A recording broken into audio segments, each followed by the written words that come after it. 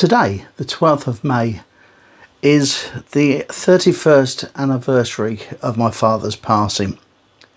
And it's a time of year when I look back and kind of take stock on things. Now, my dad died when he was 70. My mum passed away when she was 72. Now, I'm 64 and in a couple of months I'll be 65. And as I look back, there's a lot of things that I've learned along the way.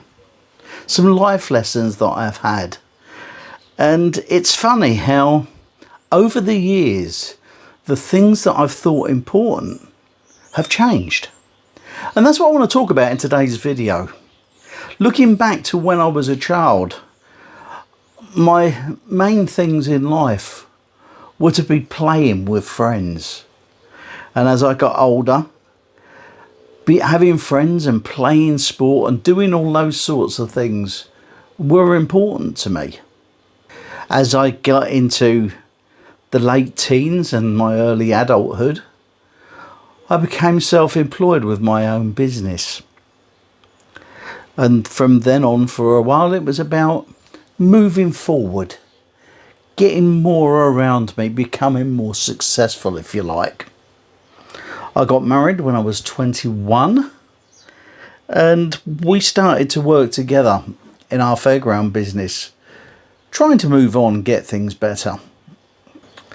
And that seemed to be the most important thing at the time, was moving on. I think we all feel that with our careers and all that sort of thing, as we want to progress and make our way in this world, if you like. And yet, as I've got older, yes, I slowed down, of course I have, like everybody does. But along the way, the things that I thought were so important back then have changed. And what matters to me now is not what mattered to me then. If you've followed my videos and you've been around for a while, you will know a fair bit of my story. But if you're checking this out for the first time, here's something that you perhaps ought to know to help you work out who I am, if you like. At 30, I lost a business and we almost lost our home. I had 2 small children and it was a bit of a struggle for a few years. I went and got a job like most people would do to keep food on the table, to keep us going, as I plotted and planned my way forward, if you like. I became self-employed again when I was about 36, I suppose. And I've been that way pretty much ever since. All of the time, it was about moving forward, getting better, improving the stuff that we had, our equipment and all that sort of thing. I was DJing and becoming fairly successful at that.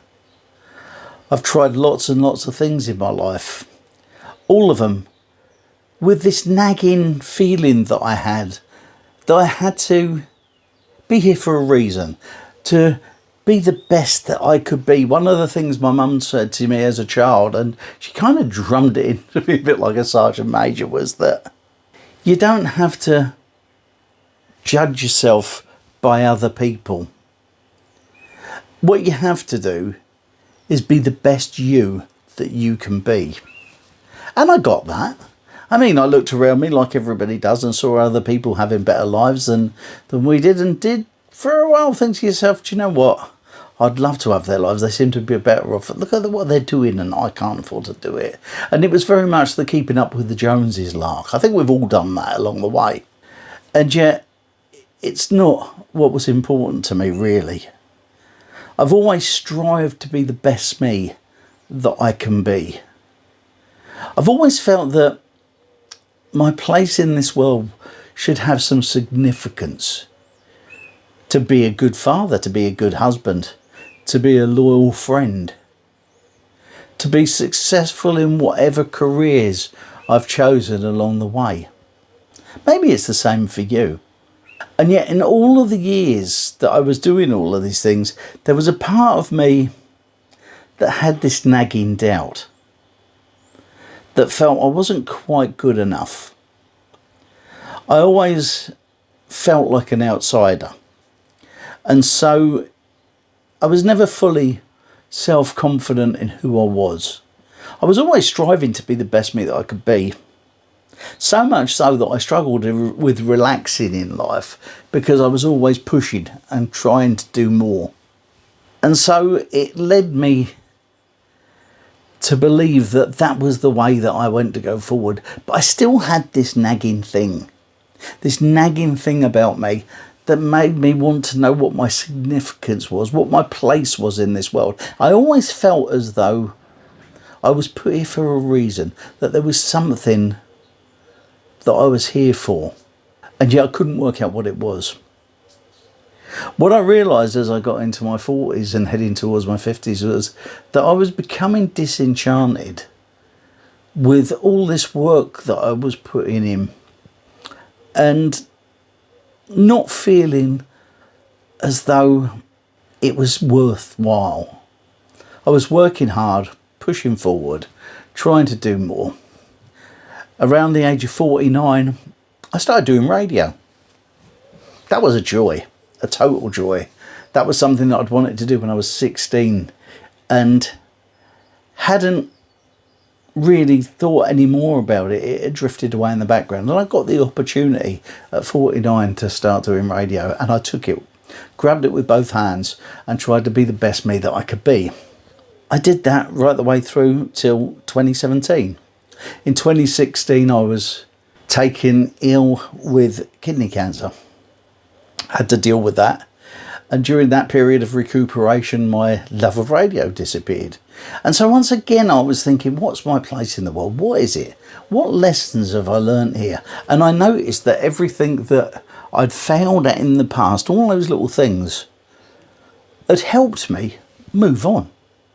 There were things that I learned from every backward step that I'd taken that helped me proceed further in the way that I wanted to go.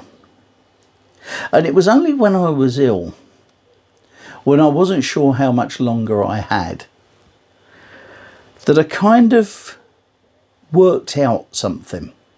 All of the stuff, all of the things that I could have, the houses, the cars, and all that sort of stuff, weren't really what was important to me. What was important to me are the people I love, the people that I care about. I'd spent all this time trying to build this business up and work to become as successful as I could. And it didn't give me anything. But once I realised what was truly important, the people I love, the people I care for, and then there was this thing about me, wanting to be something, having a purpose, if you like. And I kind of didn't really discover it until I started my YouTube channel.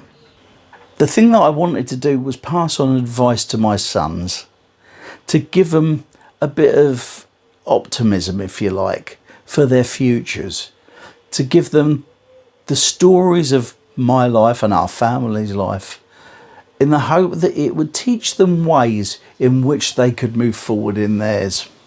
And it then became apparent that what was really important to me, one of the things that I wanted, was to give back, to pass on my help, to pass on the struggles that I'd had, and share those in an order that it may help someone else who's going through the same thing to feel not quite so alone. And that's one of the things that really, really struck me. A few years ago, I was watching a television programme with a British footballer who'd gone through tough times. He'd been alcoholic, he'd had mental problems and all that sort of stuff. His name's Paul Merson. And he was walking across Yorkshire and talking about the beauty of nature and all that sort of thing, and telling his story. And he talked of this poem that he'd heard or read and how it had struck him. And he started to recite parts of this poem. And I thought, wow, that's meaningful. And so I hunted this poem out. And what I'd like to do, and what I'd like to finish this video with, is sharing you this poem. because it encapsulates what I really think is important for me as a person, and possibly for all of us. The poem is called What Will Matter, and it's written by a Michael Josephson. And I want to read this out to you because it's far more eloquent than I could ever be. It goes like this. Ready or not, someday it will all come to an end. There will be no more sunrises, no minutes, hours or days.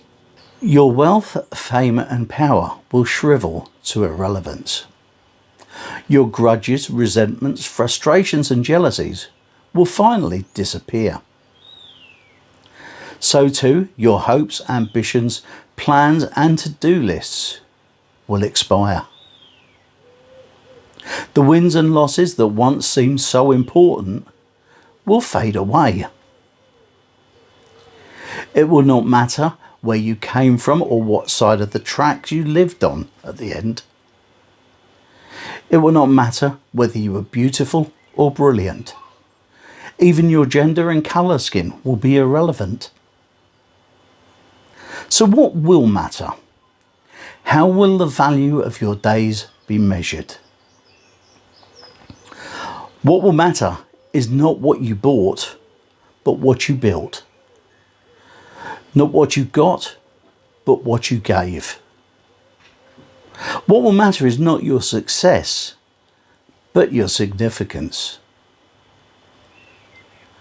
What will matter is not what you learned, but what you taught. What will matter is every act of integrity, compassion, courage, or sacrifice that enriched, empowered, and encouraged others to emulate your example. What will matter is not your competence, but your character. What will matter is not how many people you knew, but how many will feel a lasting loss when you're gone. What will matter is not your memories, but the memories of those who loved you.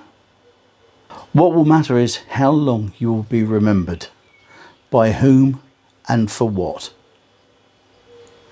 Living a life that matters doesn't happen by accident. It's not a matter of circumstance, but of choice.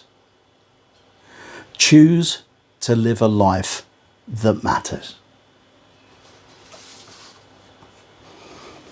And that's it from me, really. I hope you found this video of value. If you look over there, there's another one that's just as valuable, but in a slightly different way. I'll see you next time.